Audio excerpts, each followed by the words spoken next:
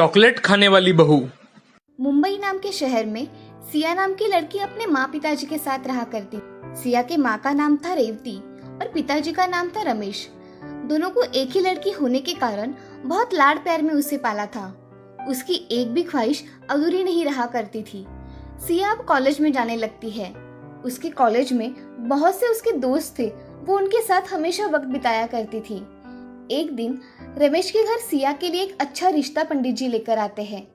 पंडित जी रमेश से, रमेश जी, मेरी नजर में एक अच्छा रिश्ता है। क्या आप सिया बेटे की शादी करना चाहोगे? अगर कोई अच्छा रिश्ता है तो शादी करने में कोई दिक्कत नहीं है। सिर्फ एक बार सिया से पूछना पड़ेगा। आप पूछ लीजिए सिया बेटिया से। जी पंडित जी, मैं सिया से पूछ के आपको बताता हूँ। ठीक है रमेश जी, मैं चलता हूँ। आप सिया बेटिया से पूछ के मुझे बता दीजिएगा। जी पंडित जी।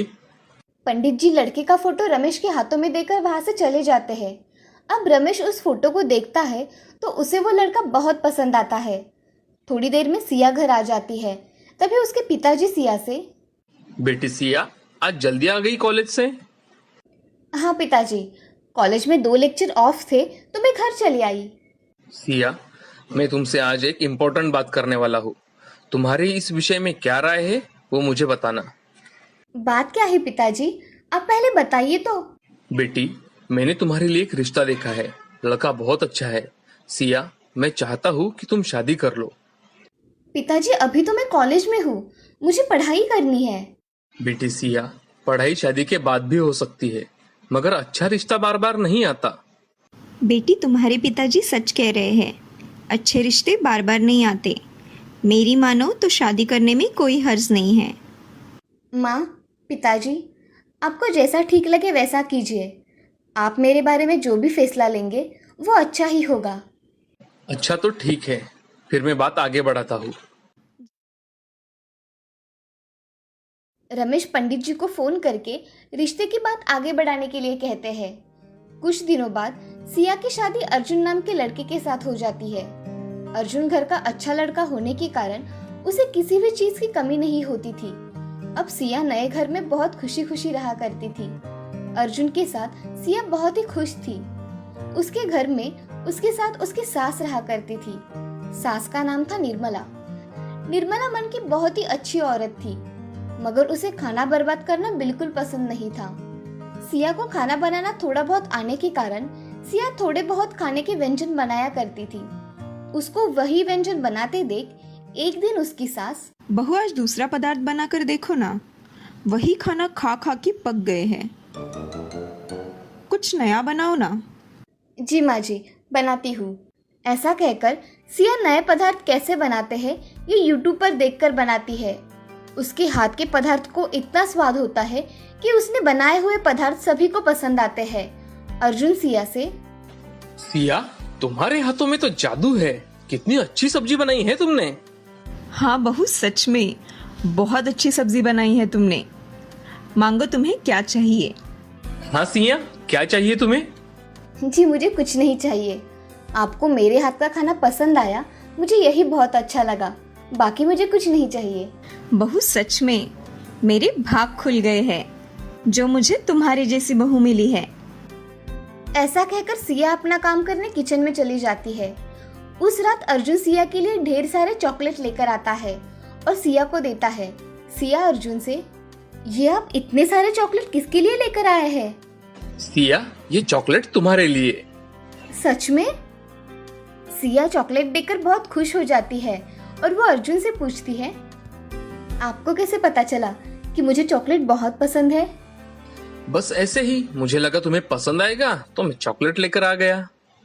उस रात सिया ने सारे चॉकलेट खाकर खत्म कर डाले। अब अर्जुन उसे हर रोज चॉकलेट लाया करता था।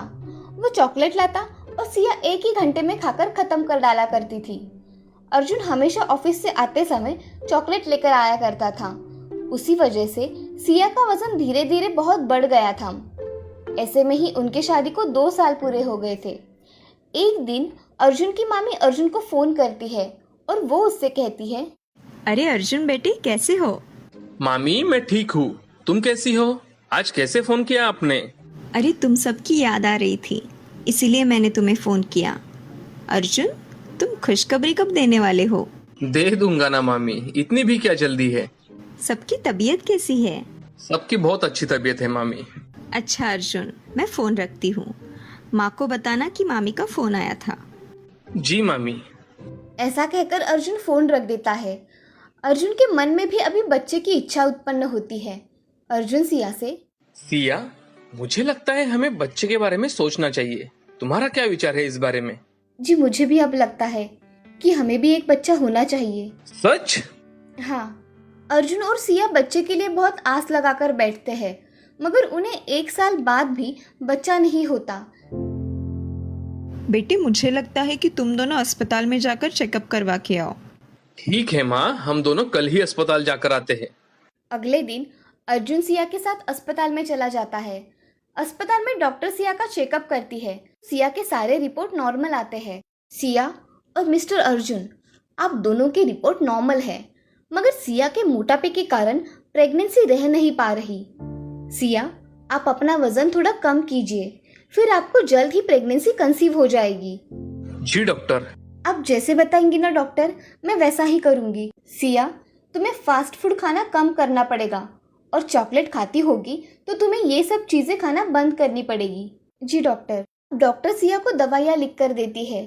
अर्जुन और सिया दवाइयाँ लेकर घर चले आते हैं। अब निर्मला घर आए हुए अर्जुन और सिया से पूछती है कि अरे अर्जुन, क्या कहा डॉक्टर ने? माँ, हमारे सारे रिपोर्ट नॉर्मल है, सिर्फ सिया के थोड़े से मोटापे के कारण थोड़ी दिक्कतें आ रही है। अरे बहू, थोड़ा वजन कम करो। अब तुम्हें खुद की खाने की आदतें बदलनी पड़ेगी। हाँ माँ जी, मैं अब चॉकलेट बिल्कुल नहीं खाऊंगी। हाँ सिया, इससे तुम्हारा वजन पहले जैसा ही हो जाएगा। जी। ऐसा कहकर सिया किचन में काम करने चली जाती है। अब वो खुद के खाने के लिए अलग से खाना बनाया करती थी। उसी दिन से सिया खुद के खाने पीने की आदतों में बदलाव लाती है और यही बदलाव उसका मोटापा दूर करने में उसकी सहायता करते हैं। अब कुछ दिनों बाद सिया पहले जैसे स्वस्थ और पतली हो जाती है। अब सिया ने चॉकलेट खाना छोड़ दिया था, जिसकी वजह से उसका वजन भी कंट्रोल में आ गया था। कुछ दिनों बाद सिया डॉक्टर के पास चली जाती है। तभी डॉक्टर उसे बताती है कि सिया, बधाई हो, आप प्रेग्नेंट हो। मैडम, मैं आज बहुत खुश हूँ। मैं अभी ये खुशखबरी माँ जी को बताती हूँ, वो बड़ी खुश हो जाएगी। सिया ने उसकी सास निर्मला को फोन लगाया। तभी सिया, माँ जी, आप दादी बनने वाली हो। क्या तुम सच कह रही हो सिया? हाँ माँ जी, मैं सच कह रही हूँ। मैं आज बहुत खुश हूँ सिया। तुम घर पर जल्दी आओ। जी माँ जी, मैं आती हूँ। ऐसा कहकर सिया फोन रख देती है। अब अस्पताल से सिया जल्दी घर चली जाती है। घर आकर उसकी सास उसका अच्छी तरह से स्वागत करती है और उसका मुंह मीठा करती है। अब सिया और अर्जुन बहुत खुश हो जाते हैं। अब उनके घर एक नया मेहमान आने वाला होता है और उसी के साथ सिया का जो चॉकलेट खाने की आदत पड़ गई थी वो भी छूट गई थी। अब वो हमेशा अच्छा खाना खाया करती थी और खुद का अच्छी तरह से ख्याल रखा करती थी। इस कहानी से हमें ये सीख मिलती है कि किसी भी चीज का अतिरिक्त सेवन अच्छी बात नहीं होती। इसीलिए हमेशा अच्छी आदतें सीखनी चाहिए। अच्छी आदतों का फल हमेशा अच्छा ही होता है।